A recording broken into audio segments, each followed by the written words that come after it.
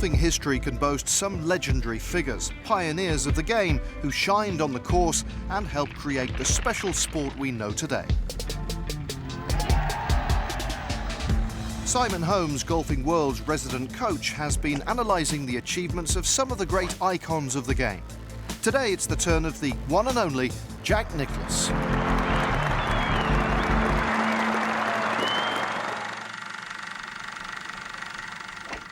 Jack Nicklaus was born in Columbus, Ohio, and grew up playing at the Scioto Country Club, a fantastic facility with an incredibly difficult golf course, which probably put him in very, very good stead for what he was to achieve later on. He was a superstar junior golfer. He won the US Amateur twice, and in 1960, as an amateur, finished second to Arnold Palmer.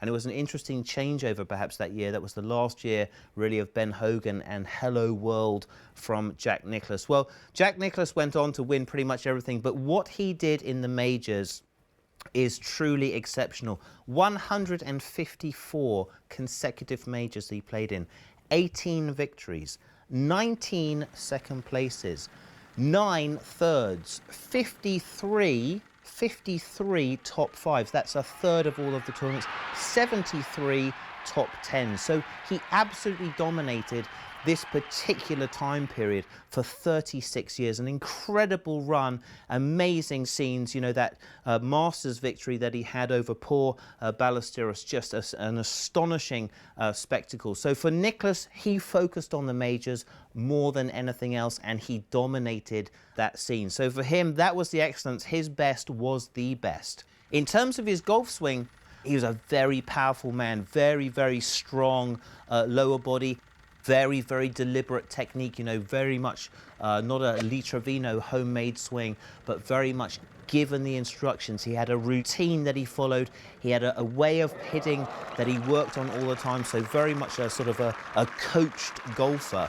So in his golf technique, you know, had a real system that he went through, that same routine all the time with that chin, working away, kept that club head outside of his hands, that right arm on top of his left arm, creating that famous flying right elbow, and then from there used an incredibly powerful lower body leg drive to first of all clear him out of the way so he could hit that fade, get a little bit more of a down cock in his wrists so that he was able to drive through, and he really created huge power. Hit the ball much further than anybody else, hit the ball harder than anyone else, and who can forget those amazing battles that he had, you know, sort of stood over the golf ball, those knees locked in, those elbows wide, and he's almost like frozen in time there, and suddenly the motion starts and the ball rolls into the cup. So for Nicklaus, a seriously fantastic champion, and dominated at the very, very top of the game for a number of years.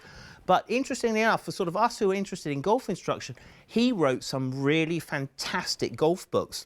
And he went through all the chipping and the pitching and strategy, you know, was a massive strategist, played golf almost like a chess match against the golf course. Really, really great instruction books. And he has remained so relevant in golf because he focused on the majors more than anything else, and they became the pinnacles.